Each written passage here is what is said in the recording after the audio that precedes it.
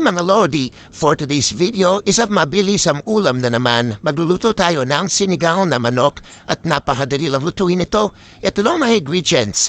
Una, magpakulo ng tubig at ilagay ang kamatis, sibuyas at gabi. At kapag malambot na ang kamatis, sibuyas at gabi, ilalagay na natin ang manok. At after no matagal ang pampapalambot, ilalagay na natin ang gulay. Saglit lang tumusta sa mga Lodi. Mas gusto ko nga dyan medyo half-cook lang. At ayan, luto na. Kainan na.